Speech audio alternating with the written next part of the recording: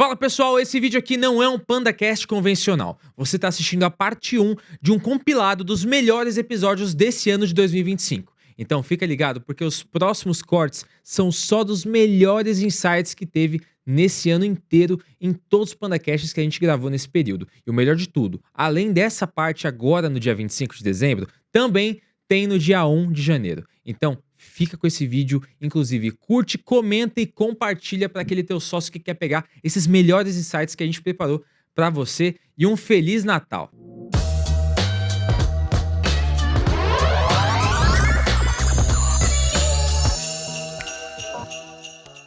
Quando o pessoal acaba indo espionar algum produto, você falou da Mindvalley e tudo mais, eles são uma empresa focada em direct response. Isso. Mas você encontrou eles pela espionagem ou eles são uma empresa focada em espionar produtos? Não, eu encontrei eles pela espionagem. Certo. E aí, dentro dos mecanismos de busca que você utiliza para espionar, existem alguns que você recomenda para o pessoal começar a utilizar para aprender como funciona a espionagem? E como que você consegue identificar um produto que vende muito com a espionagem que você está utilizando? Boa. Já vou soltar um ouro para a galera. Assim, existem muitas ferramentas pagas, e as ferramentas pagas, inclusive a minha, tá? São facilitadores. Então, assim, sem gastar nada, tem como você encontrar o que funciona. A própria biblioteca de anúncio do Facebook, que todo mundo conhece, a gente consegue fazer isso por lá. Só que tem alguns detalhes lá que muita gente não sabe. Por exemplo, tu pode pesquisar pela transcrição de um vídeo. Então, o que a pessoa fala no vídeo do criativo, tu consegue achar. Pelo termo que você colocou. O que está escrito na imagem, você também consegue encontrar. Caraca. E o texto, que é o padrão. E eu percebi isso antes do Facebook descrever. Porque se a gente vai lá no filtro, vídeo, vai estar lá, busca pela transcrição. Eu descobri isso antes porque eu fiz uma pesquisa e apareceu um vídeo sem título, sem descrição, sem nada. Aí eu falei, como que o Facebook achou isso?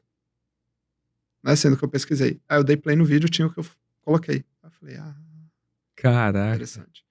E aí, obviamente, para usar a biblioteca de anúncio, não é só sair colocando nicho. Eu quero pesquisar como ganhar dinheiro online, aí eu vou pôr como ganhar dinheiro online. Não é um Google. Tu tem que ter a mínima noção do nicho, né, para você poder pegar termos que são relevantes, que são utilizados.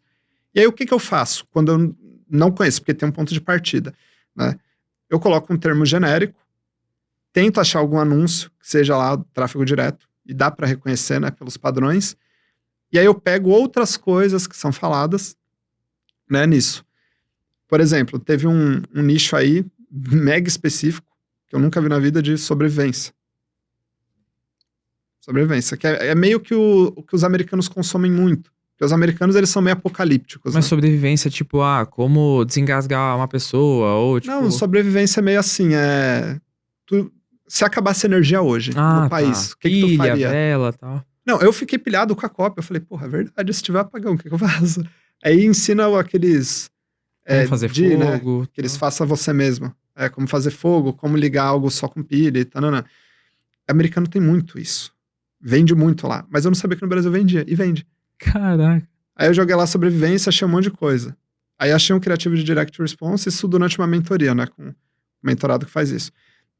E aí, tava lá, sei lá, manual da sobrevivência, eu pensei, já é um termo diferente. Aí vai jogando. Aí dá pra pegar também esse termo e colocar no chat GPT. Pô, de graça. Põe na versão gratuita lá, me dê termos semelhantes que são utilizados em anúncios. Aí você vai testando e vê o que performa melhor. Então isso é muito feeling de mercado. Hoje em dia, eu conheço muito bem o mercado de saúde. Então, eu consigo termos que são muito utilizados no tráfego direto. Colocar lá receita caseira, né, receita natural, é muito utilizado.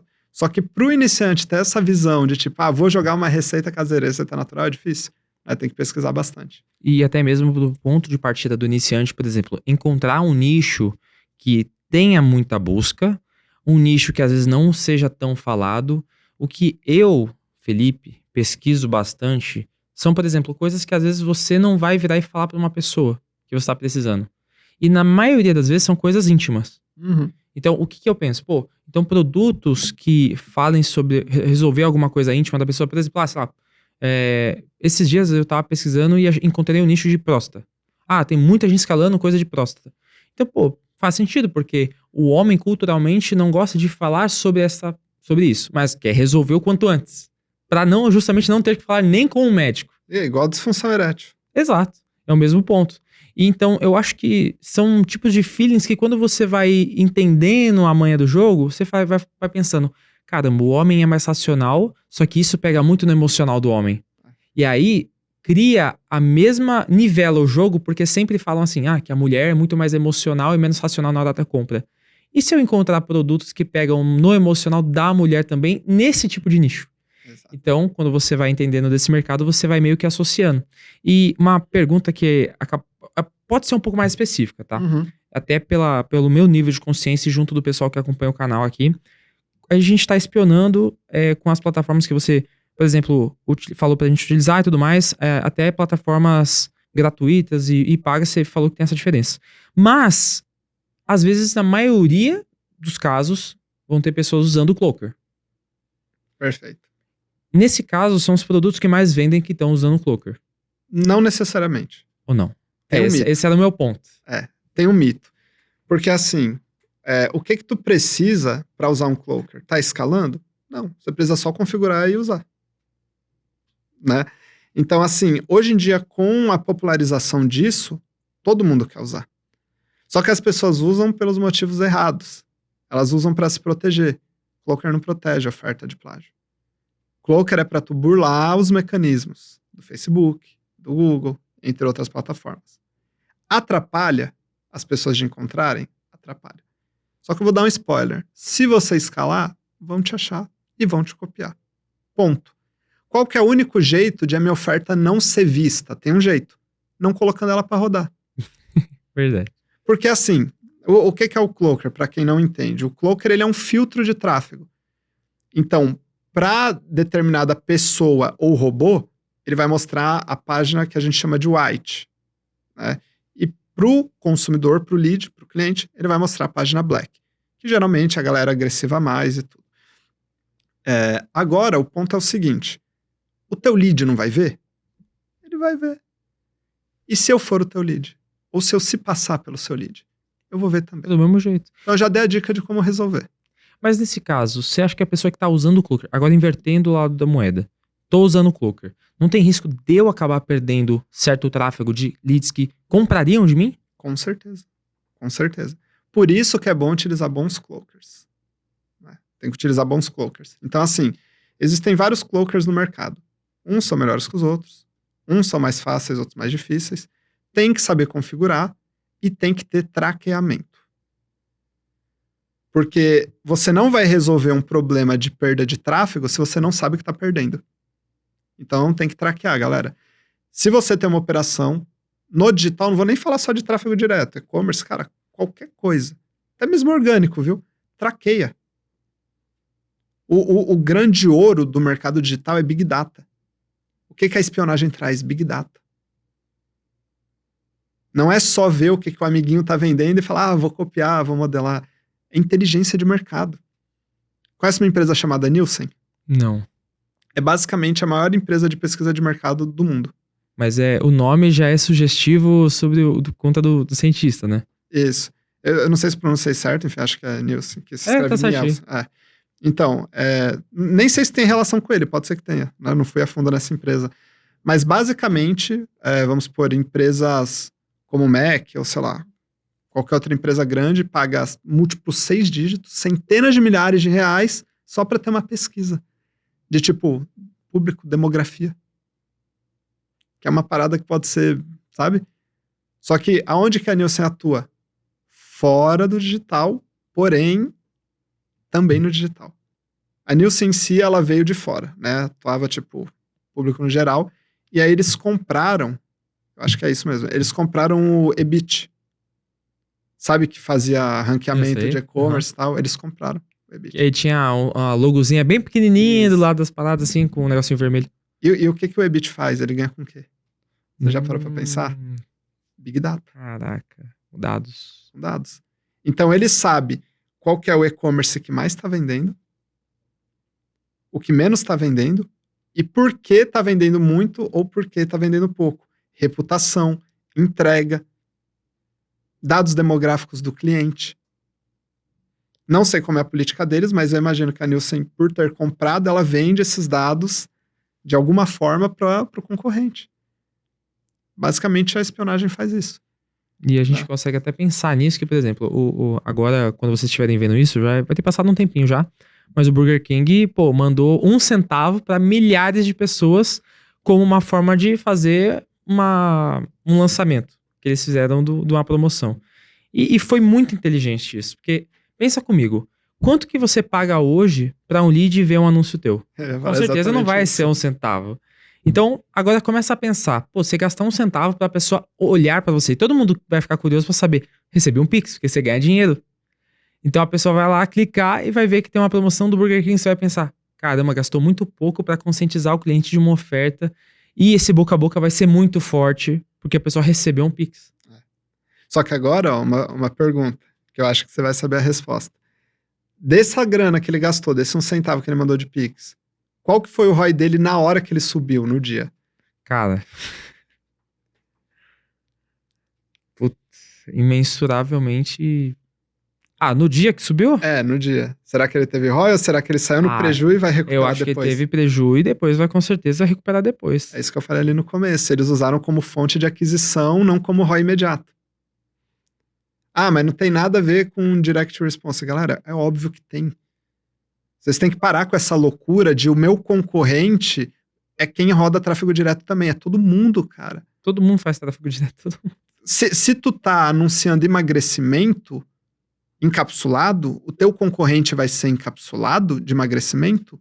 Também. Só que também vai ser o info, também vai ser a academia, também vai ser o doutor, porque é o mesmo lead.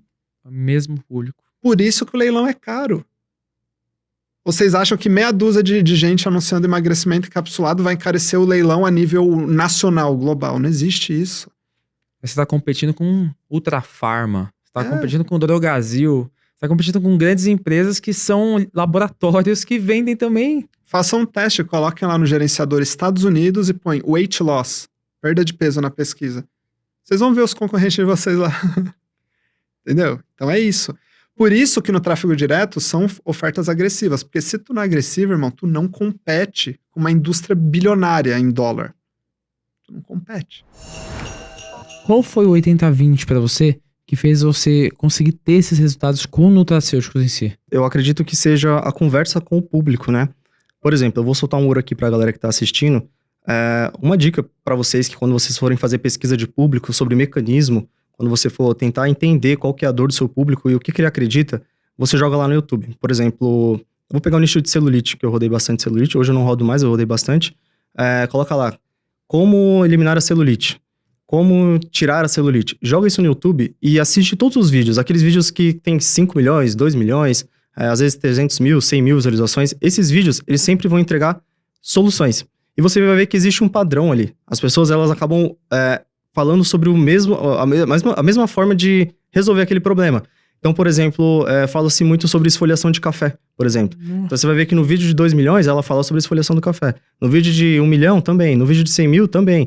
No vídeo de 300 não falou. Mas você viu que a grande maioria falou sobre aquilo ali. Então, já é uma coisa que as pessoas acreditam. E se as pessoas acreditam, é mais fácil de você vender. Então, se, por exemplo, você fala assim, existe a esfoliação de café para eliminar a celulite, só que existe a receita certa. Porque hoje ela já se espalhou na internet e as pessoas acabam acrescentando outras coisas, mas a receita original é essa daqui.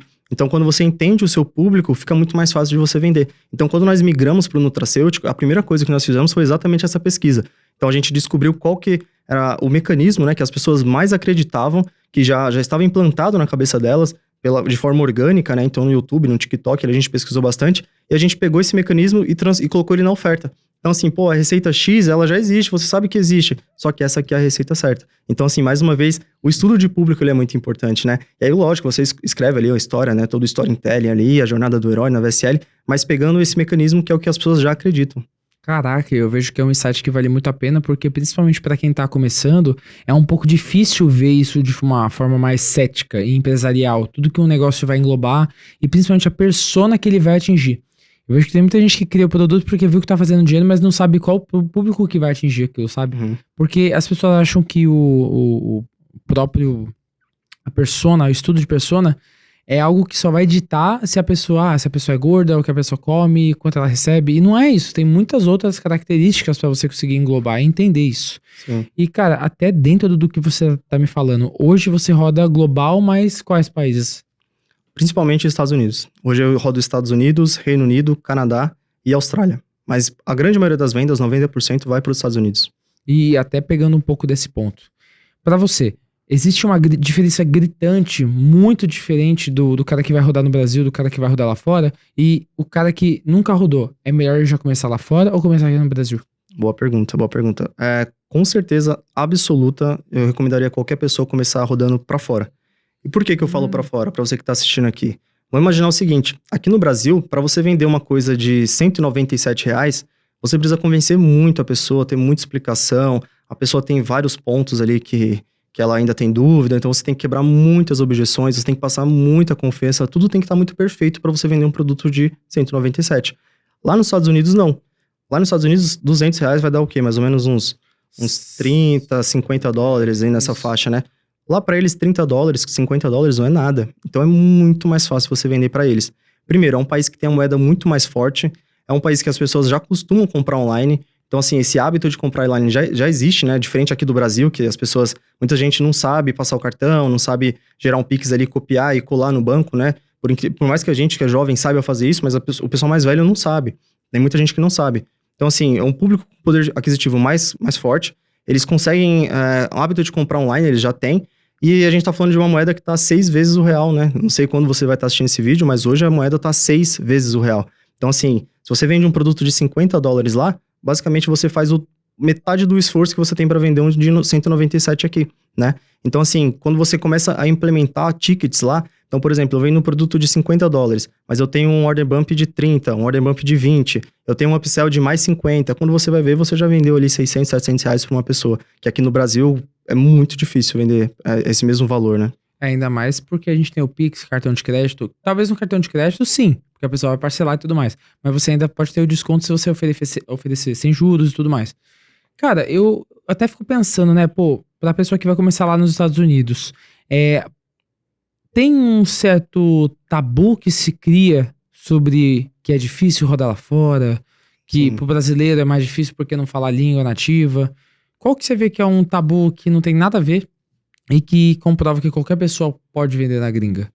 Legal. Eu também tinha esse tabu antes de começar a rodar pra fora, né? Que era justamente a língua. Eu falei assim, poxa, mas como que eu vou comunicar com as pessoas? Mas hoje a gente tem inteligência artificial para todos os lados. Hoje não existe mais essa de, eu não consigo me comunicar com ninguém lá fora, né? Hoje um ChatGPT ali resolve tudo, né? Tem outras ferramentas também, mas o ChatGPT principalmente pega a sua cópia ali que você já escreveu, joga no ChatGPT, você vai ver que ele vai transcrever ali. E uma dica também, quando você for transcrever a sua VSL no ChatGPT, você for traduzir, aliás, você coloca lá que você quer traduzir para inglês americano adaptado. Porque às vezes ele vai traduzir ao pé da letra. E as coisas que a gente fala aqui, as pessoas às vezes não entendem lá. Às vezes a gente usa uma gíria ou um certo tipo de abordagem que lá eles não entendem. Quando você joga pro ChatGPT essa ordem de inglês americano adaptado, ele vai entender o que você está querendo dizer ali e vai adaptar para a língua deles. Às vezes ele vai trocar palavras, vai falar de uma outra forma, de um modo que o americano realmente entenda, né? Então, assim, esse tabu de eu não falo a língua, eu não consigo, isso já foi desmistificado. Hoje todo mundo roda pra fora, assim, que tinha essa crença, viu que não é tudo isso, né? Não é um bicho de 7 cabeças, é muito mais fácil do que as pessoas imaginam. Então você transcreve a sua cópia ali, joga pra fora. Se você vende um infoproduto, você transcreve todo o seu infoproduto, você traduz todo o seu infoproduto pra fora também, e fica muito mais fácil. E o seu editor de vídeo, acredito que a grande maioria das pessoas que estão começando, talvez pense assim, poxa, eu não consigo editar em inglês, ou se você for contratar um editor, ele vai conseguir, com certeza. Mas se for você mesmo que for fazer a sua VSL, vai lá no CapCut, que é uma ferramenta grátis, coloca para gerar legenda em inglês e português, que é a ferramenta de legenda bilíngue. Então tudo que a pessoa está falando vai ter a tradução em português e inglês ao mesmo tempo. Então você consegue editar dessa forma, né? Então você vai vendo cada parte ali o que está sendo falado e tudo mais. Mas eu aconselho, mesmo se você está começando, não edita VSL, você vai perder muito tempo com isso. E é uma coisa que, assim, você paga um editor ali, não vai ficar tão caro. Junta separa um caixa ali para isso daí. Paga um editor, ele vai editar para você, é bem tranquilo. E os criativos dessa forma, você pode jogar no CapCut, né? Se for você mesmo editar, se você está começando. E coloca essa tradução bilíngue dentro do CapCut e você consegue editar. Talvez seja um ponto do próprio brasileiro pensar que pela nossa moeda estar desvalorizada e desdolarizada, a gente tenha esse leve problema e falta de vontade de tentar algo novo em outros países. vejo que é um bloqueio mental de várias pessoas. Então, não que tenha um problema real, mas que na verdade é uma crença que o brasileiro acha que ele tentando rodar na Europa, no Brasil, eles estão à frente da gente. Uhum. Porque a gente vê isso em diversos cenários. Sim. E no digital é na verdade o contrário. O brasileiro tá à frente do americano.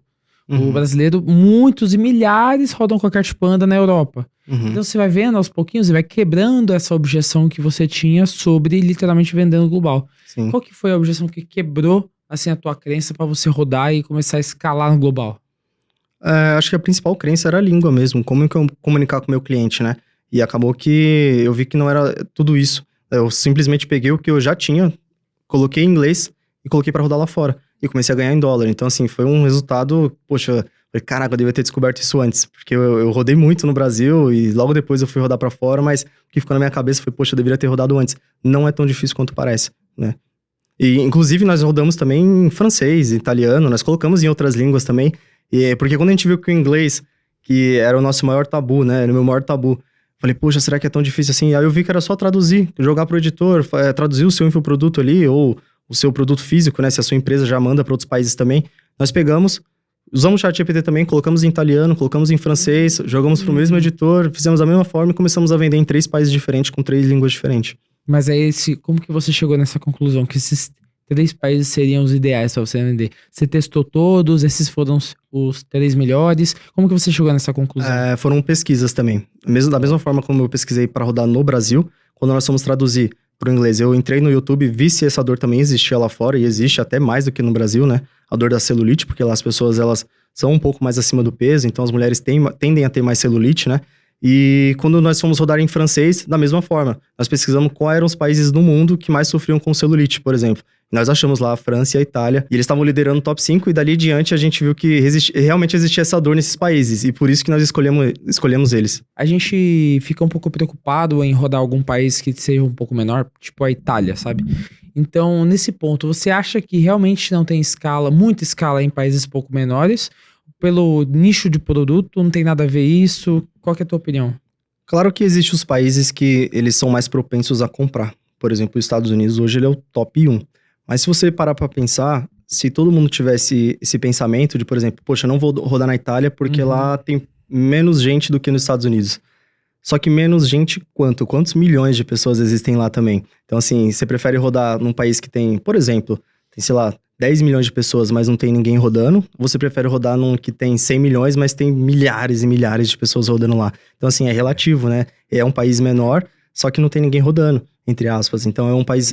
exatamente. Se a dor existe naquele país, pode ter certeza que vai vender muito. E se for uma dor que, de repente, tem mais na Itália do que nos Estados Unidos, talvez você venda muito mais na Itália. Então, vale a pena testar também para outros países. E aí, o que eu acho que é um ponto que é legal para te perguntar. Quais são essas integrações que você mais usa no seu dia a dia e que, pô, não podem faltar de forma alguma para quem for rodar no nutracêutico? Ferramentas que você disse? Isso.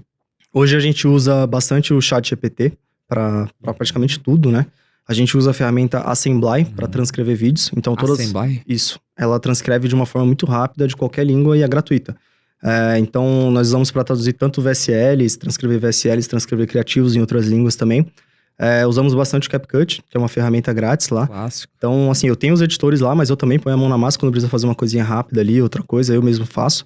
Usamos também o Eleven Labs, usamos o HeyGen, usamos o criador de avatares do CapCut. Isso, inclusive, é uma outra crença que as pessoas têm, né? Que são avatares, quem que vai falar, quem que vai aparecer. E hoje a gente tem muitas ferramentas aí que geram esses avatares, né?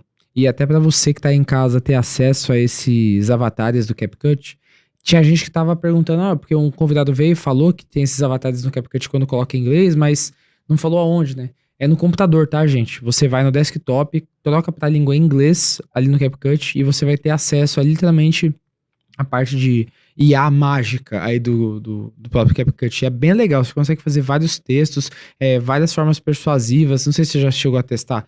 Que, tipo, você vai fazer uma configuração lá e ele faz o próprio anúncio pra você. Sim. Cara, é muito surreal. E até pra entrar um pouco nessa parte de criativos em si, você acredita que um criativo um pouco mais longo, mas explicando muito bem pro cliente o que é o produto, ou um criativo um pouco mais curto e você explica numa pré-sell ou numa VSL pro cliente? Eu já testei os dois tipos de criativos e Depende muito da sua oferta, do seu público. Existe o público que consome o criativo mais longo e existe o público que consome o criativo mais curto. Criativos de 30 segundos, 40 segundos e tem o público do criativo de 3 minutos.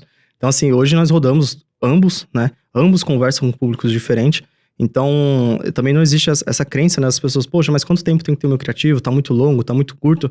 E na realidade isso não existe. Eu, por exemplo, já escalei com um criativo que tinha 18 segundos. Então, assim, é bem relativo, né? Qual que é o seu público, com quem você vai conversar. A sua mensagem foi passada, isso é o principal dentro do criativo. É que hoje, como o mercado tá sofisticando muito, acaba que dentro do criativo a gente quer quebrar a objeção, falar do mecanismo, falar da dor, entregar a solução. A gente quer falar tudo dentro do criativo. E que não tá errado, isso realmente é para onde o mercado está indo, né? Eu já ouvi falar até de pessoas que começaram a rodar VSL, mini VSL dentro do próprio anúncio. Então ali a gente tem vídeos de 10, 15 minutos rodando dentro da biblioteca de anúncios do Facebook, né? Então assim, é bem relativo. É bom você testar as duas formas, né?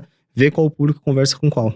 Existem algumas plataformas que você gosta mais de usar para você conseguir espionar ofertas que você consegue modelar para conseguir vender muito mais ofertas lá fora ou até aqui? Eu uso só biblioteca de anúncio. Hoje é só biblioteca Só de anúncio. biblioteca de anúncio, cara? Só biblioteca. Caramba, eu perguntei isso porque o Gabriel Fogaça veio aqui, aí o cara deu um show, falou de o AdSparrow, SimilarWeb, SEMrush no caso, né, o DeepTube. Então falou de diversas plataformas, cara, e eu achei muito até excêntrico que você faz na própria biblioteca de anúncio. Isso. E nesse ponto, o que mais você vê que, tipo, qual o maior benefício de ver pela biblioteca de anúncio e não por essas plataformas de espionagem? Assim, eu não sou muito bom pra te falar sobre as ferramentas de espionagem, como eu te falei, eu já testei todas elas, mas eu não usei por muito tempo, justamente porque, igual eu te falei, eu não achava a minha oferta lá, então eu acabava deixando a ferramenta de lado, né?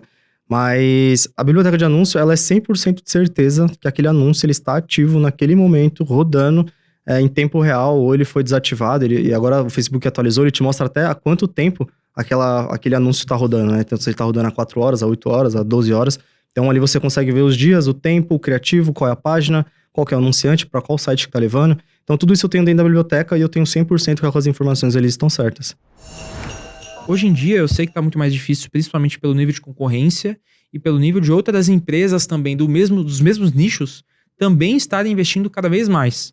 Então, hoje, o que é o 80/20 para vocês para furar esse nível de sofisticação, para conseguir escalar muito uma determinada oferta, muito um determinado nicho? O que vocês vê que é um 80/20 ali? Na parte da gravação, da VSL, atores tipo selecionados, não usar IA ou usar IA em determinados momentos. O que vocês vê que é um 80/20 para furar essa bolha de sofisticação de mercado e escala muito hoje? Essa parte de produção é muito 80/20, então a gente grava e realmente produz tudo com ator real, faz as paradas de uma forma diferente, mas além disso, né, eu acredito que é muita forma como a gente faz copy. Tipo, você pega ali a galera dos outros, os nossos concorrentes, por exemplo, eles fazem sempre a mesma coisa. Então é sempre truque de alguma fruta, ou então umas paradas assim, tipo, é sempre o padrão que tá no mercado. Truque do gelo, truque da banana. Porque o que acontece? O mercado brasileiro, ele tem essa cultura da modelagem. Só que aí, essa cultura da modelagem funciona da seguinte forma. Os caras descobrem algo que tá escalando, eles replicam aquilo, às vezes da mesma forma, copiando, ou às vezes de uma forma um pouco diferente. Mas sempre replicando as mesmas coisas. Mas na prática, o grande segredo para você construir ofertas novas, diferentes e que conseguem um nível de escala mais alto, é justamente isso que eu falei dessas decisões que você toma. Então, quais são as decisões que você vai tomar no copy? Basicamente, a sua ideia, que é o que você vai... o que você vai puxar para as pessoas ali como conteúdo ali, que vai chamar a atenção delas. É o seu mecanismo e o que você está vendendo ali de ingredientes ali, a sua oferta, né? O seu entregável. Então, como que a gente faz hoje, né? A gente tá sempre atento no que tá em alta ali no Google Trends, o que tá em alta no TikTok. Então, por exemplo, se a gente viu que, cara, viralizou recentemente uma atriz que perdeu muito peso. Nossa ideia vai ser, cara, qual o segredo dessa atriz para ela perder tanto peso aqui? Então, a gente vai pegar e vai surfar naquela tendência. Por exemplo, quando vai definir esse gancho, né? Ao invés de ser truque de alguma coisa, a gente pega, por exemplo, coisas que estão em alta. Então, cara... que nem você falou, por exemplo, o gelo. Tipo, o gelo tá em alta, por exemplo. A gente chega e pega essa ideia do gelo e associa com outra ideia que tá em alta. Outra coisa que tá em alta é o Ozempic. Ou Simone Simaria. Como que ela emagreceu tanto? Aí junta tudo Ele gosta. Mas, tipo, Aí quando você vê alguma situação aí, por exemplo, uma atriz que já emagreceu muito, você já imagina que os caras já devem estar pegando, fazendo uma dublagem e tal, falando. só que nesse caso você não precisa necessariamente usar um deepfake ou uma parada assim. Você pode, tipo assim, simplesmente surfar naquela tendência. Tipo assim, pô, a Simone Simari emagreceu usando o Ozempic. É como que você conecta isso Como você com o conecta teu isso. produto, entendeu? Tipo assim, ó, a Simone emagreceu usando o Ozempic. E aí o gelo tá em alta e o Ozempic também. Daí você chega e fala, aí coloca, tipo assim, uma reportagem da Simone falando que emagreceu. E aí chega e fala, ó, Emagreceu ou como criativo mesmo? pode colocar na própria lead, uma reportagem dela. E aí, aí começa assim e fala, isso aqui é melhor que o Ozempic? Uma nova descoberta acaba de confirmar que esse Ozempic congelado é a melhor forma de emagrecer, tá ligado? Então, tipo assim, você usa esse hype do Ozempic, usa esse hype do negócio, só que usa o hype do gelo. Então, o que eu sempre peço pros meus copos é isso, mano. Olhem o que tá acontecendo no mercado, as tendências, o que tá viralizando, o que tá em alta naquele nicho e vai conectando essas ideias, tá ligado? Você não precisa fazer isso de uma forma realmente golpe. Você pode fazer isso de uma forma, tipo, só ir conectando, juntando uma ideia com a outra, entendeu? E até pra pegar um pouco nesse gancho, a gente vê muito, né, como você comentou, Ozempic natural, Monjaro, e são coisas que entram em hype, principalmente no TikTok, o Google Trends, como você falou.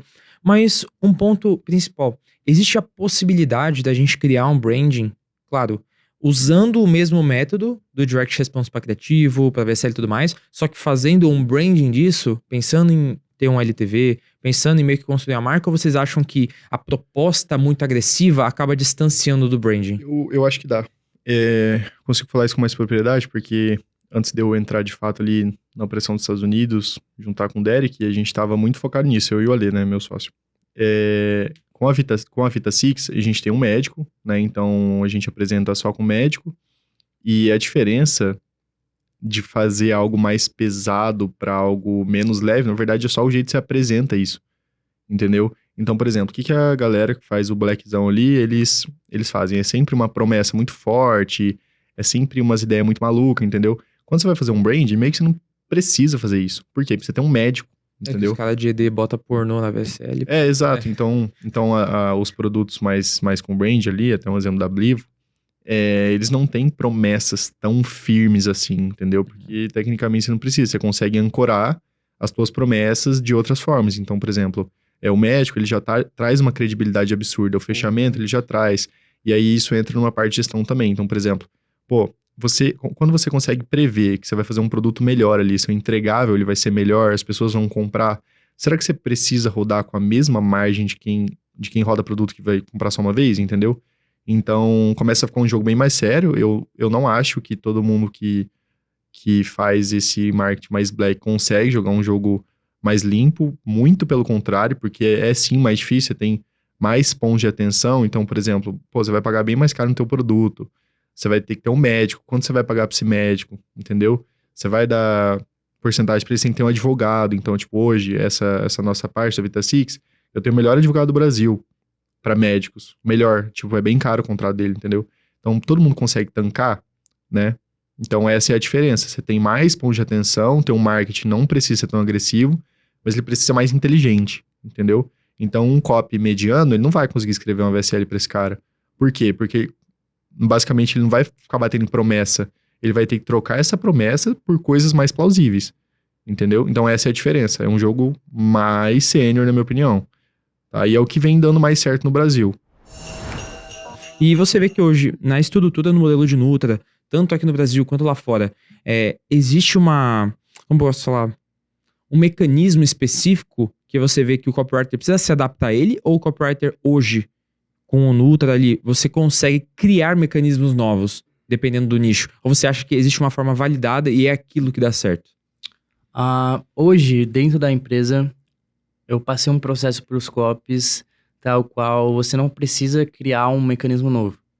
A maioria dos mecanismos bons, eles já existem no mercado. Então, por exemplo, bactéria, a inflamação crônica do corpo, as mitocôndrias, a bactéria boa, ruim do intestino. Então, tipo assim, esses mecanismos, eles já existem ali.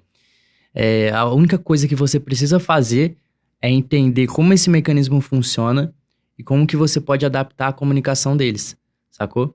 Então, hoje, o nosso processo, basicamente, a gente estudar o mercado ali, então a gente tem um arsenal de copies ali. E quando eu vou escrever uma copy nova, eu tenho um produto ali, por exemplo, de memória. Beleza. Peguei esse produto de memória, o que eu vou fazer? Eu já vou pesquisar as top ofertas atuais que hoje estão rodando de memória ali. Já vou ver as copies que já rodaram antigamente. Aí, por exemplo, eu posso pegar uma top copy ali do ClickBank, que é tipo uma Hotmart ali do mundo, de Nutra. E aí eu vejo que, sei lá, top 4 oferta ali do ClickBank era um produto tal, que falava disso. E lá tinha um mecanismo que falava sobre, sei lá, a enzima tóxica cerebral. E aí lá falava que as sinapses começam a ter uma falha depois que você começa a consumir muitos produtos com agrotóxico. Eu já entendo como que funciona esse mecanismo, já pego esse mecanismo, separo num documento, falo, beleza, esse mecanismo aqui é interessante, ele já validou. E aí eu vejo, pô, o que tá rodando atualmente? Hoje o que tá rodando é um mecanismo falando de tal coisa. E será que dá para eu juntar esse mecanismo de antigamente com esse que tá rodando atualmente? Então eu vejo se dá para fazer essa combagem. Então, por exemplo, o de antigamente estava falando que as suas sinapses elas estão começando a terem mais falhas ali, e os seus neurônios ali estão sendo meio que derretidos por conta do excesso de agrotóxico que tu tá consumindo, e isso está causando a perda de memória. Aí beleza, eu sei disso. Aí eu vejo que a copy atual que está rodando, a top 1 do ClickBank ali, tá falando sobre o sono. Tá falando, conforme a qualidade de sono dos americanos decaiu, a taxa de Alzheimer aumentou. E aí eu falo, mano, será que não dá para eu pegar e falar que essa falha nas sinapses que estava acontecendo ali, além dessa questão dos agrotóxicos ali, junto com a questão do sono, aí eu falo, mano, a questão quando você consome muitos alimentos com agrotóxicos, seus sinapses começam a ter falha. Quando você ainda dorme mal, isso potencializa o nível de degradação desse problema. Aí eu posso juntar essa parada, então é a combagem ali que a gente faz.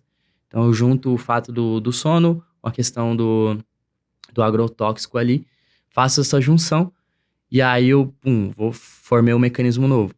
Depois que eu formei esse mecanismo novo, eu vou separando ele por premissas ali. Então, essas premissas é basicamente a linha argumentativa que tu vai fazer. Então, tipo, primeiro ponto. Você já deve ter reparado que ultimamente o nosso sono tem sido cada vez pior. A pessoa concorda, ela fala, sim, verdade. Aí a premissa B. Bom, com o passar dos tempos, conforme o nosso sono decaiu, a taxa de Alzheimer aumentou. Será que isso é coincidência? Obviamente que não. Aí, tipo, eu vou pra linha C. Então, eu traço todas as premissas. Tá criando storytelling ali e tudo. Eu traço todas as premissas ali do mecanismo, que é o A, B, C, toda essa estrutura óssea, pra pessoa entender o motivo pelo qual ela tem aquele problema, o problema que ela tem, o grande problema, a causa raiz daquilo e o que ela precisa fazer para solucionar, sacou? Então, essa é a parte ali do mecanismo que a gente fala. Então, eu traço isso bem feito. Então, por exemplo, problema. Eu tenho problema de memória. O grande problema, eu posso colocar ali que é a enzima tóxica, a enzima tóxica cerebral. A causa raiz desse grande problema é a falta de sono, por exemplo. Então, a falta de sono está aumentando a quantidade de enzima tóxica no seu cérebro, e isso está fazendo você ter mais chance de ter Alzheimer, e isso está prejudicando sua memória. Eu traço dessa forma. Para isso, você precisa... Aí vem o mecanismo da solução. Essa parte do mecanismo da solução, eu olho os ingredientes ali do produto. Então, eu vejo ali que o produto, sei lá, tem Rhodiola rosea, por exemplo. Aí eu pego esse produto, eu falo, mano, pego esse componente ali e começo a pesquisar informações importantes sobre ele. Então, mano, tem alguma região importante onde nasce esse Rhodiola rosea? Tem algum animal que consome ele? Tem alguma tribo que consome essa parada regularmente? Tem alguma superestrutura que eu poderia usar? O que seria essa superestrutura? É alguma parada de autoridade. Então, por exemplo, para a memória, o que seria uma superestrutura? Um elefante. Porque as pessoas sempre falam que o elefante tem... Não tem que as pessoas falam, a memória de elefante? Então, sempre que você assimila um animal, uma pessoa, uma figura, um símbolo a algo, como uma autoridade, isso seria uma superestrutura, sacou? Daí eu posso pegar e posso falar, por exemplo, essa Roger rosea, ela tem muito na Ásia, e aí os elefantes comem ela, e aí pelo fato dos elefantes comerem ela, eles conseguem ter uma memória muito afiada. E aí por isso que os elefantes, eles têm 100 anos de idade, e eles conseguem lembrar do tratador deles que ficou uma semana com eles e nunca mais viu eles, pelo resto da vida. Então, tipo assim, e por isso que os elefantes, conforme mais vai ficando velho, melhor a memória deles vai ficando, tá ligado? Então, eu já posso pegar essa questão do elefante, aí eu trago lá pra dentro da minha copy. Então, eu tive toda a explicação ali do mecanismo do problema, por que a pessoa tem aquilo, o que tá causando aquilo e o que ela precisa fazer pra solucionar. Aí eu venho e encaixo a questão dos elefantes, tá ligado? Aí eu encaixo ali como o mecanismo da solução. Então, eu falo, pô, lá na Ásia, as pessoas têm um nível de QI muito elevado. Lá na Ásia, as pessoas têm a pior qualidade de sono, tem muita poluição em áreas como Pequim, e ainda assim elas conseguem ter uma memória muito... Superpopulação, e ainda assim conseguem ter uma memória muito afiada. E isso só acontece por conta disso aqui. Por conta que, tipo assim, mano, lá tem muito elefante, os elefantes consomem muito essa plantinha aqui, e também faz parte da cultura asiática consumir muito isso aqui. E pelo fato dos dois consumirem isso, eles conseguem ter uma memória muito foda. Então, eu consigo dar uma explicação ali pro meu componente com base numa superestrutura. Então, minha copy hoje, ela se baseia nisso. Eu pego o meu mecanismo do problema, meu mecanismo da solução, e eu tento englobar ele com alguma pergunta paradoxal, que é alguma pergunta intrigante, que é a pergunta que fala, mano, tipo, pô, se na Ásia, como é que os caras conseguem ter a melhor memória, mesmo tendo a pior qualidade de sono, e nas áreas mais poluídas do mundo, assim, sacou?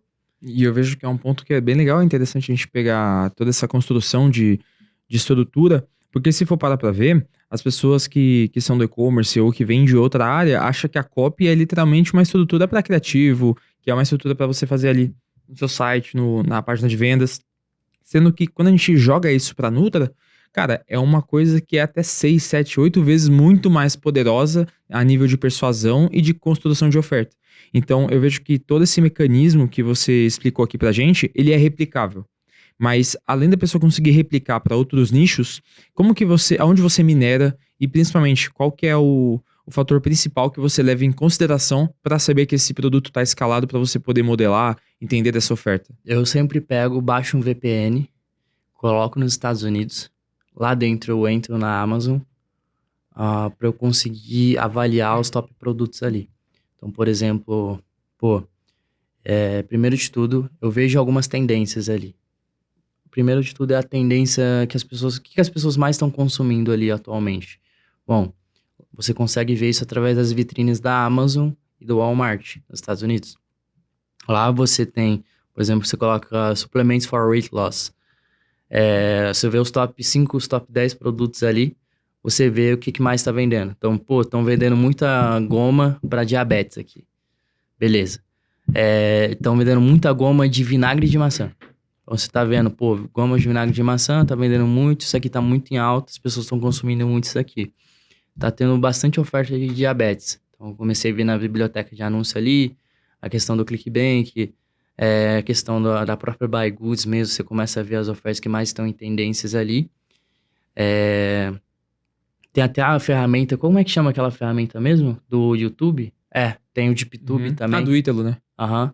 Aí a gente começa a ver ali, tem muitas ofertas disso aqui. Junto a isso, esses produtos aqui são os que mais estão sendo vendidos. Então eu vou pegar um desses componentes aqui que mais estão sendo vendidos na Amazon e vou trazer para minha copy, sacou?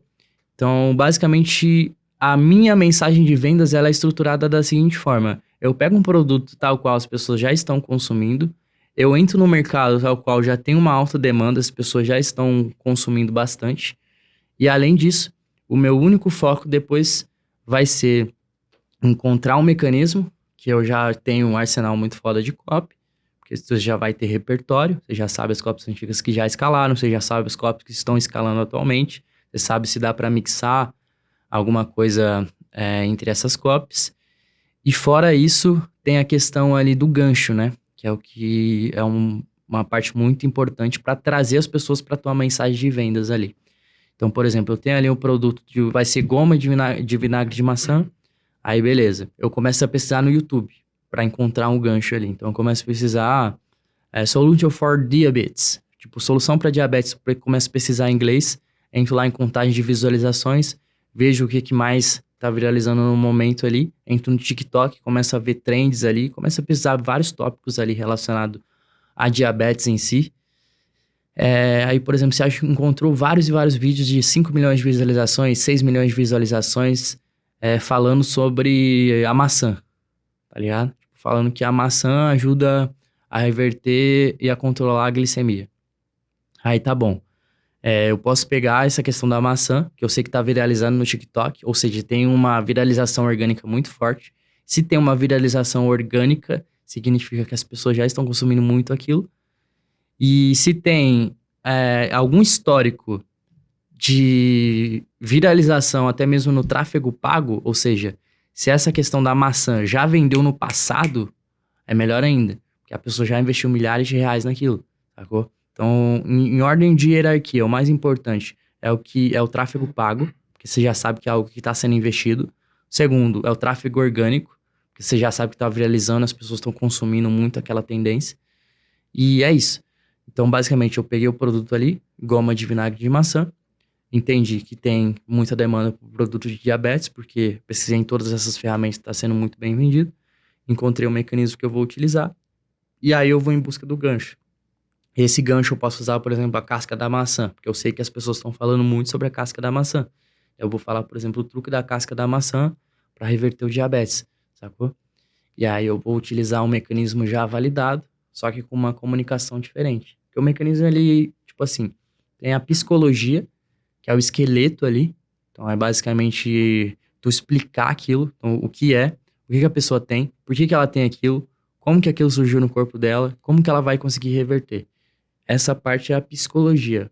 Quando você estrutura essas premissas, tudo certinho, que é o ponto A, são os pontos lógicos, né? O ponto A, o ponto B, o ponto C, do que a pessoa precisa, do que a pessoa sabe até aqui, o que ela já acredita e o que ela precisa fazer. Então, até você convencer a pessoa que ela precisa tomar um suquinho de maçã para ajudar a reverter o diabetes dela, ela precisa passar por uma jornada. E essa jornada você vai convencendo ela. Você fala, pô, você já deve ter notado que a tua taxa de glicemia anda cada vez mais desregulada. Você pode pensar que isso é por conta da idade, por conta da genética, mas isso são só um dos fatores. Porque, na verdade, o teu pâncreas é o teu órgão responsável por produzir a insulina. Ou seja, se ele para de produzir a insulina, o seu corpo entra em estado de choque de diabetes. Só que o que está fazendo ele reduzir a produção de insulina é essa bactéria aqui. Porque você já deve ter reparado nisso. Aí você vai convencendo a pessoa, vai fazendo micro convencimentos na pessoa ali, até chegar no ponto de, para você eliminar essa bactéria, você precisa tomar esse suquinho aqui de maçã, e aí isso aqui vai reverter o teu diabetes. Então, para ela chegar nesse ponto aqui, ela precisa passar por uma série de argumentações. Então, é isso que a gente chama de argumentação de marketing ali. Como que seria um criativo ideal? Seria um vídeo viral? Seria um vídeo educacional? Tipo, 5 maneiras de você conseguir perder peso, perdão. Eu já vi criativo falando assim, tipo, você não precisa parar de comer e parar de comer besteira pra emagrecer, sabe? Um exemplo lá, quem trabalha com emagrecimento. Então, tipo, existe um padrão nos criativos, não existe, e principalmente, dentro disso, existe meio que uma fórmula, um feeling, como vocês estavam comentando, de fazer esses criativos da maneira correta? Total. Posso falar um pouco mais do criativo e a Jana falar um pouco da contingência, que é assim como a gente se divide dentro da operação. Então, em termos de criativo, para mim, eu já ouvi várias divergências. Pessoas falando que o que vende é o formato e outras pessoas falando que vende que é o copy. Eu sou do time de quem vende é a copy. Porque a gente vê nos Estados Unidos, que é onde a gente trabalha hoje, que é um criativo, às vezes, com fundo preto, sem muita edição, só copy, literalmente 100%, e o criativo escala absurdamente. Então, formato, para mim, hoje, no Brasil, fazia diferença. Mas nos Estados Unidos não faz diferença para mim. É 100% copy. Então, como falei, eu sempre divido o criativo como se fosse uma VSL. Então, basicamente, dentro da operação, quando a gente vai testar cada oferta, eu foco em acertar pelo menos 6 copies diferentes. Por que isso? Porque eu percebi que eu acertando 6 copies diferentes e dividindo ela em trechos da VSL, por exemplo, eu tenho o anúncio 1 e eu tenho a lead, a história, o mecanismo, o fechamento daquele anúncio. Eu tenho o anúncio 2 seguindo o mesmo padrão. E eu fico brincando com esses trechos. Então, desses 6, eu transformo vários criativos, obviamente 6 completamente diferentes, eu transformo os vários criativos mesclando cada bloco do criativo, né? Então, para mim, é 100% copy. Então, é basicamente você entender o que o seu comprador ali, a sua lead quer ouvir, modelar bastante isso. Eu acho que isso é um ponto muito importante. A gente nunca foge do que o mercado está sendo falado. Então, hoje a gente pesquisa muito trend do TikTok, trend do YouTube, e vê muito o que o mercado está falando. Então, assim, fugir da bolha nunca é o ideal. Vai o que tá todo mundo fazendo. Se emagrecimento é o mecanismo X, vai no X que vai dar bom. Então, a gente sempre foca ali na copy do criativo e fazendo essas mesclagens entre blocos de criativo, o que traz muito mais velocidade e a gente consegue ter uma taxa de assertividade muito maior, porque a gente está sempre testando coisas que estão parcialmente validadas em cada criativo.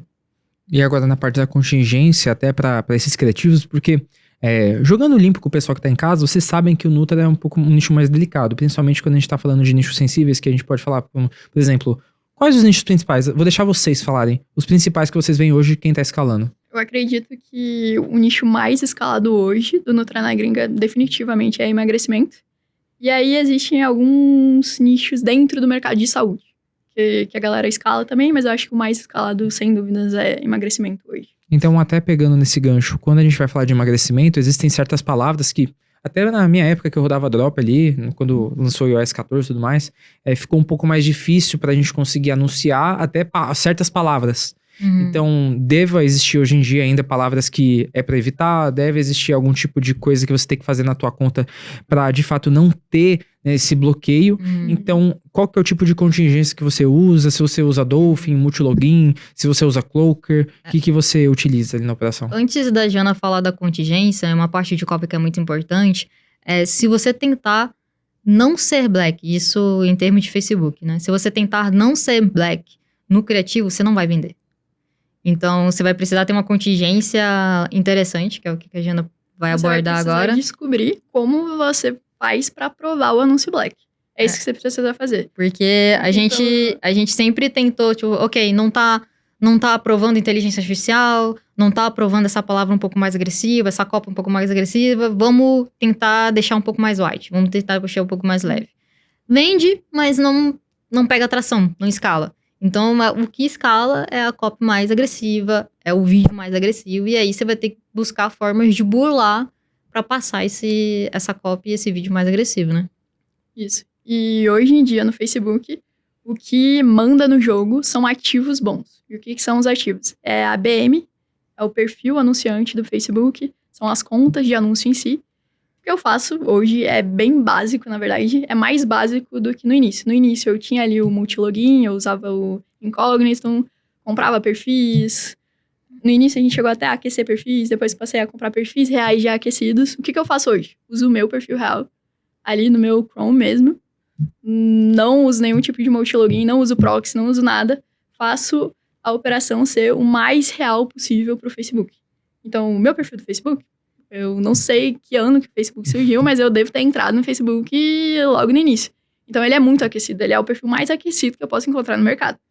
E eu uso ele no meu celular. Todo lugar que eu tô viajando, ele tá comigo. Então, o melhor ativo que eu tenho é o meu próprio perfil. E não cai por nada. Não existe atividade em comum, ser bloqueado por nenhuma razão, porque é muito aquecido. É um ativo muito bom. Outro ponto, BMs. As BMs, elas precisam ser antigas e elas precisam já ter gasto. Elas já precisam ter O Facebook já precisa entender que esse ativo publica anúncios bons, que não existe uma suspeita sobre essa atividade dentro do Facebook. Então, se você hoje vai pegar um perfil novo e criar uma BM nova, uma conta de anúncios novas, você não vai conseguir rodar para esse mercado. É impossível você passar um Aí criativo. você vai lá na biblioteca do anúncio e vê o anúncio do amiguinho lá rodando Black, a cópia agressiva, e você fica tipo assim, como assim? Como que aprovou isso? Como que aprovou esse criativo? Eu não consigo. Se eu rodo, cai todas as minhas contas. O Facebook vem bater na minha porta. Então, é BM antiga, perfil antigo, de preferência, se você tiver o seu, a melhor coisa que você pode fazer. BM, dificilmente você vai ter criado ali uma BM antigamente e se você nunca foi um gestor de tráfego ou teve um e-commerce, provavelmente você também não tem, mas existem fornecedores no mercado que te vendem já produtos aquecidos. Comprei ali, desde que a gente começou, um número não muito grande de BMs. Hoje eu tenho 6 por contingência, assim, o que não faz mais sentido para nossa operação. É uma BM cair e eu passar alguns dias sem rodar porque eu não tenho conta de anúncio. Isso é inadmissível para o nível de escala que a gente tem hoje. Então eu tenho já uma contingência da contingência da contingência, mas dificilmente eu tenho um ativo que é bloqueado. Acontece em alguns momentos do ano que o Facebook tem ali seus... se chama as ondas de bloqueios e às vezes você acaba caindo numa dessas. O que eu tenho hoje é um insider dentro do Facebook que qualquer ativo meu que toma algum bloqueio, eu tenho ele restabelecido em menos de 24 horas. Então, hoje eu só tenho ativos muito aquecidos e quando eu tenho um ativo reestabelecido, ele é ainda melhor, porque ele é como se ele tivesse uma green tag assim dentro do Facebook que você pode rodar tranquilamente nele. Como se já tivesse, verificamos isso aqui. Tipo, ele teve uma suspeita, a gente já verificou e ele tá tranquilo. Não precisa Exato. ser uma verificado de novo. Exatamente. Então, isso é um fator que faz a gente conseguir rodar anúncios black sem grandes problemas com rejeição. É óbvio que tem coisa que rejeita, tem coisa que você edita, você muda a copy, você muda a edição e não passa de jeito nenhum. E é isso aí, aceita, faz outro criativo, busca outra, tenta outra coisa. Mas a gente hoje consegue aprovar muita coisa. Mas ele mostra o motivo da rejeição hoje em dia? Eu lembro que no Google mostrava, tipo... o motivo. Ele mostra, às vezes ele vai te falar, por exemplo, emagrecimento, ele pode falar saúde, produtos. Se você tá comparando o seu produto de emagrecimento com medicamentos, ele vai te falar medicamento. Ele pode te falar práticas inaceitáveis, caso você tá usando inteligência artificial. Hoje eu acho que a maioria das rejeições ele identifica como práticas inaceitáveis por estar usando a inteligência artificial. O bot rapidamente identifica pelo ritmo da voz e pelo lip sync, pela essa parte labial ali do... Acho que tem um reconhecimento facial também. Uhum. Porque se outras pessoas estão usando essa IA, provavelmente acaba esbarrando, pô, a mesma pessoa em Sim. vídeos, no mesmo ambiente, tudo igual, sabe? Não Sim. deve gerar esse Cara, tipo de uma suspeita. coisa que quem entrar no digital, quem já tá no digital e tá tentando acertar e tá...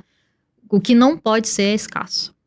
Que, assim, o cara que vai colocar R$50, R$100 e vai achar que vai virar o jogo, irmão, não vai. Então, assim, precisa... Eu acho que na primeira vez que a gente fez a escala, antes mesmo de entrar ali no infoproduto, que a gente tava fazendo essa migração do drop pro info, essa aqui botou R$10.000 num dia. Aí eu falei assim, cara, você tá louca? Tipo, R$10.000, eu nunca tinha visto isso, você gastar R$10.000 num dia.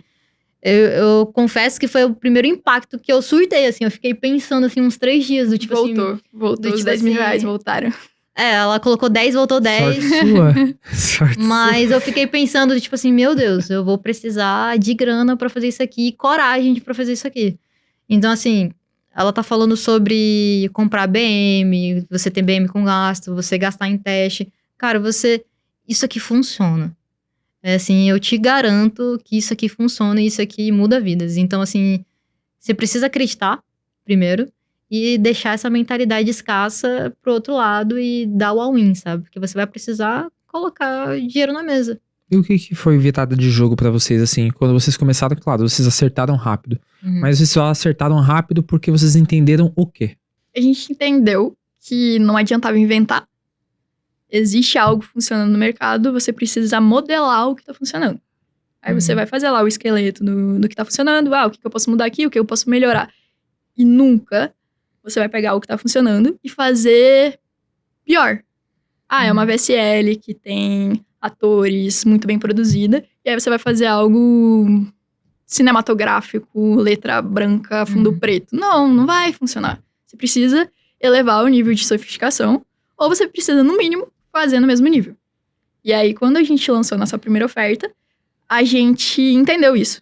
A gente modelou algumas ofertas ali do mercado. A gente pegou umas 3 que estavam, na nossa visão na época, bem validadas, bem escaladas. E fez um Frankenstein, assim, usando as 3 para não copiar ninguém. A gente tentou ali fazer alguma coisa diferente. E a gente falou, a gente vai precisar investir. A gente precisa ir para um estúdio, a gente precisa contratar atores e precisa fazer muito bem feito. E foi isso, eu acho que é um ponto muito importante do nosso início. E aí ter essa coragem de testar e aguentar o fumo do primeiro dia. Pô, lancei ali os criativos, quando a gente lançou a oferta, a gente se olhou e falou, não vai vender no primeiro dia, vamos ficar tranquilo. No segundo dia, ali no terceiro dia que vai sair a primeira venda, vamos ficar de boa. Uhum. No primeiro dia, a gente já, eu acho que fez 1, 2, 3 vendas ali na fase de validação da oferta. E foi um alívio, mas a gente entrou com a cabeça, tá tudo bem, provavelmente a gente vai errar, é a primeira oferta. Uhum. Investiu ali um dinheiro e é isso aí, a gente precisa investir mais pra errar e conseguir acertar. E eu acho que é essa coragem de deixar a coisa acontecer também. Se você se propôs a gastar os seus R$100 no teste de criativo, gasta os R$100 até o final, vai que a venda sai ali no final da noite e aí você consiga validar alguma coisa. Eu acho que a pior coisa que você faz é quando você faz o primeiro movimento e aí você volta. Você lançou as suas campanhas, elas gastaram ali, você se propôs a gastar R$100, elas gastaram 25 e você pausa elas porque, pô, não vendeu ainda. Você não entendeu nada. Às vezes você não tava sabe. um passo. Ai, já lembro daquela venda. Sabe aquela imagem do cara da assim, picanha já, com careta os lá, com diamantes. diamante. Nossa, Eu acho que duas aquela coisas lá pra mim que eu vejo que as pessoas. Eu me vejo quando as pessoas vêm falar comigo assim no meu Instagram. Oi, ninguém fala comigo, falem comigo, pessoal. Brincadeira. Assim, eu não sou muito ativa no Instagram, mas algumas pessoas vêm falar comigo. É que muitas delas precisam da validação. Do tipo, Gabi, ó, fiz a oferta assim, eu modelei certinho, tô com criativo, tô com a BM. E agora, acha que e eu agora o que faço que eu isso, é, né? agora o que que eu faço? Cara, você tá com tudo na mão, só vai. Entendeu? Então, assim, eu acho que muitas pessoas precisam da validação. E, cara, você não precisa de validação de ninguém. É claro que tem muita gente boa pra dar conhecimento, que talvez você precisa do network, tem alguma pessoa ali que às vezes tá um nível acima de você, que você precisa daquela informação. Mas se você tá focado e com tudo na mão, cara, só vai e faz, sabe? Que eu acho que isso é um diferencial. E um outro ponto é você, tipo, isso que a Jana falou, tipo assim, você não voltar pra trás. Eu não consigo entender a pessoa que sentiu o cheirinho da venda, sabe? Fez os seus primeiros 10 mil, 5 mil e desistiu. Cara, você viu que aquilo é possível, você viu que aquilo... Então, quando a gente começou e a gente fez a nossa primeira venda no Info, que a Jana falou, a gente fez em um dia o que a gente fazia no mês, no Drop. Então, a gente ficou, tipo assim, em falar em números reais, a gente fazia no Drop 10 mil, 15 mil no mês. E a gente fez isso num dia. Cara, é impossível desver isso. Então, assim, você que um dia fez 5 mil, 10 mil, você viu que é possível. Tenta mais um pouquinho, que vai dar bom, entendeu? Então, a gente foi muito com essa mentalidade do tipo assim, cara, a gente já experimentou esse gostinho aqui. Tem um fulano lá que faz um pouquinho mais que eu, faz os 10 mil, faz 20, faz 30, bora tentar alcançar? E a gente foi chegando nesse patamar e sempre tentando alcançar o próximo nível. E o outro ponto é a comparação, né? A gente tava trocando essa ideia que a comparação no digital é foda, é pesada. Você fica sempre buscando, mas o fulano lá faz 1 milhão. O fulano lá faz 100 mil. E eu, tô fazendo 2 vendas aqui, tô fazendo 3, tô fazendo 5. Então, a gente sempre buscou olhar pra dentro da nossa operação. Tipo assim, ser melhor do que a gente foi ontem. Do que a gente foi mês passado. As nossas metas sempre é sobre nós. E não sobre a operação das outras pessoas. E a gente tá sempre batendo elas. Então, isso é muito legal de trazer o pessoal do tipo assim, cara, olhar pra você, olhar pro que você já conquistou, buscar o seu próximo passo, visando o seu jardim e não o jardim do próximo, e alcançar suas metas, sabe? Você como especialista em contingência, até vejo muito o pessoal falando que tá penando pra conseguir anunciar no YouTube Ads, o pessoal de Nutra que fala, né, que o Google acaba sendo um divisor de águas. Sim. Existe um arroz com feijão, não mais tudo, porque o pessoal fala muito de Clocker, mas às vezes o Clocker também pena. Sim. Não é o Clocker que vai fazer mágica. Sim. Mas o que você acredita hoje que, pra soltar o ouro pra galera referente a isso de contingência, qual que é o segredo pro cara conseguir ter pelo menos uma estrutura básica, pra ele, cara, acertar pelo menos e conseguir, sabe, se manter? Cara, tem uma premissa na parte de contingenciamento que ela não tem como fugir disso. A qualidade do ativo determina a qualidade da sua contingência. É isso. Quanto mais simplificado o teu processo de contingenciamento, melhor. Ah, eu compartilho o pixel via API, não sei o quê. Tudo dentro das plataformas cruzam dados. É muita ignorância nossa achar que não está cruzando dado porque eu estou fazendo a requisição via API, não sei o quê. Cruza dado. Tudo cruza dado. É super importante você comprar ativos de qualidade. Por exemplo, eu tenho fornecedores que eu compro desde 2019. Caraca, 6 anos. Desde 2019, o mesmo cara. Porque eu sei que os perfis são bons e eu sei que ele trata bem os perfis. Entendeu?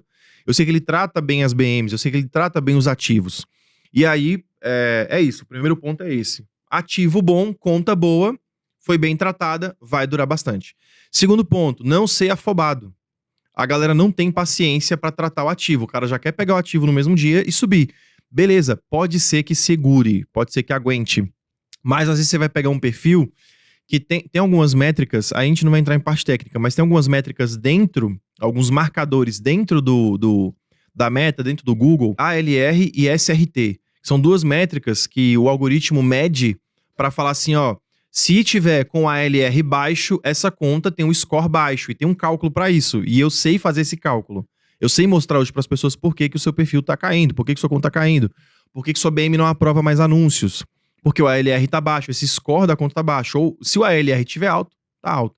Então, por exemplo, vou comprar um perfil de você e vão ser um fornecedor que não cuidou bem do ativo. Você tratou o ativo de uma forma ruim. Ou eu recebi esse ativo num anti-detect, num navegador anti-detect, que eu não fiz uma configuração legal, não tratei legal. Ou eu tentei fazer alguma ação inicialmente, depois que eu carreguei o perfil no meu anti-detect, de uma forma errada. Então, tudo isso pode abaixar o score da conta, e aí pode abaixar o que a gente chama de SRT, que são o seu SRT, ele tem que estar em 0. Se ele tiver, tipo, em 1, 2, 3 ou 4, o que vai acontecer? Seu CPM fica mais caro. Você é penalizado. A gente chama de bloqueio de restrição invisível. E, gente, tem documentação pra isso. Eu tenho documentação pra isso. Eu sei provar que isso não é lorota, entendeu? Ah, o cara tá inventando. Não, não é lorota. É verdade. E aí você costuma pagar mais caro. Então, tipo, por isso que a qualidade do ativo e como você trata o ativo é muito importante. Depois, as ferramentas. Então, por exemplo, um bom proxy. Então, vai utilizar um bom... Ah, eu não uso proxy. Tudo bem, cara. Você pode não utilizar, só que quando suas contas caem, elas caem em cascata. A grande maioria cai em cascata. Eu uso proxy IPv6. Eu uso uma... Eu posso falar os nomes pra galera? Pode sim. Eu uso a Proxy Ads. A Proxy Ads não existe... A galera não conhecia a Proxy Ads. Foi uma pesquisa no Google. Eu fiquei pesquisando um monte de empresa porque eu tava cansado de ficar usando proxy que não é auditado. Quando fala que não é auditado, é que às vezes um hacker, alguém fez algo malicioso, usou aquele proxy e ele tá queimado, entendeu? E aí, beleza, cara. Achei a Proxy Ads, eles tinham um sitezinho bem feinho na época, hoje cresceram bastante, acredito que eu tenha ajudado eles também. Então, proxy de qualidade, proxy bom. Ah, mas caiu um dia o proxy, não parou de funcionar. Isso acontece, é tecnologia, entendeu? Pode acontecer. Então, um proxy de qualidade IPv6 residencial, que é um padrão de proxy de coworking, de empresa, predial, alguns prédios, algumas operadoras fornecem proxy IPv6 residencial. Por quê? Porque tem muito mais proxy IPv6 do que IPv4. O IPv4 não existe mais produção de IPv4, existe IPv6, só que a internet não está pronta para ele. Mas o Facebook vê como seguro. E um bom anti-detect, que eu uso há 2 anos e não tem um problema, tá? Eu testo tudo, todos os anti-detect, já passei por todos, cara. Todos. Tem alguns que você considera como os melhores? Os melhores, tá? Octobrowser e Multilogin. Clássicos. Os clássicos. Aí, em terceiro lugar, e vem o Go Login, porque eles atualizaram agora. Porque antes estava meio que desatualizado, meio mequetrefe, e tava dando muita atividade em comum, muito ruído na fingerprint. Aí o pessoal fala, pô, como é que você descobre o ruído de fingerprint? Tem um site que chama fv.pro, eu acho que é isso mesmo. Que ele é um sistema que você coloca ali, carrega no seu... Abriu o anti-detect, você abre ele, fv.pro, e ele mostra pra você qual que é o nível, se o seu navegador ali tem algum... Se ele mostra que é um navegador fraudulento, se a fingerprint é falsa, porque o papel do anti-detect é isso, né? Sim. recriar a identidade digital de uma outra máquina, né? Fazer o spoofing. E ele mostra pra você se seu detect está te dedurando. Por quê? Porque tem uma inteligência artificial dentro da Meta, o Google também utiliza uma inteligência parecida, chama DEC, Deep Ent Classification. Esse eu lembrei o nome completo. Que ele é responsável por fazer essa filtragem e essa análise. Então, não caiu, fiz aqui, uso o golfinho, uso outras coisas aí, eu subo mesmo tudo na mesma hora, no mesmo dia e não cai. Tudo bem, cara, mas uma hora vai cair. Né? Mas uma hora vai cair. Aí, uma outra coisa, fazer esse trabalho de contingenciamento como usuário comum. As plataformas, elas entendem o seguinte, o Facebook, ele entende o seguinte, você é um usuário comum da rede. Então, existe um processo para fazer com que você transite para um perfil de usuário a anunciante, e não usuário comum mais. Então, tem gente que às vezes pega o perfil da avó e taca numa BM. Aí a BM vai lá e dá restrição, pede documento. Por quê? Porque você pegou um perfil, você jogou um perfil lá que nunca subiu nada, nunca rodou um anúncio e colocou lá. Aí, tá pedindo documento, tá caiu em cascata. Por quê? Porque Suspeito. você pegou um perfil é um perfil bom, só que você transformou, fez um comportamento suspeito, entendeu? E o Google, cara, quando a gente fala de Google, o grande problema das pessoas também no Google é ser afobada.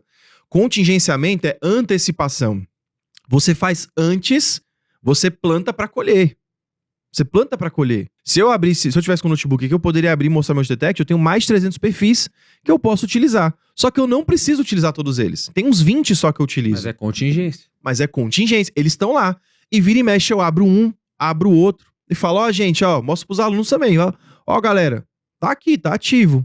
Ele foi criado há 1 ano e meio atrás. E tá aqui, tá ativo, tá de boa, tá tudo certo. Porque ele foi feito como um usuário normal. O Deep Ent Classification não entendeu que foi uma automação que fez aquele perfil. Aí o Google é pior ainda, porque o Google, cara, é o pai dos anúncios. Então, antes do Facebook, antes de qualquer outra rede, o Google já existia. Então, tem muita gente que comete alguns vacilos na hora de criar as contas no Google. Então, por exemplo, uma parada que manda muito no Google, o tempo de vida do e-mail. Há quanto tempo esse e-mail existe? Qual o comportamento desse e-mail? Ele recebe, ele envia, ele tá ali, ele vai criar uma conta e aí, beleza. Porque o e-mail, ele é o perfil, né? Ele é o seu perfil digital, teoricamente, né? Ele é o seu perfil do Facebook, só que ele é o perfil do Google, né? Eu tenho um perfil de Google que, cara, já criei, trocentas contas nele, já caiu trocentas contas nele também. E ele tá ativo, por quê? Porque ele é o meu primeiro e-mail, cara. É o meu primeiro e-mail, foi de um emprego que eu tive na época na TIM.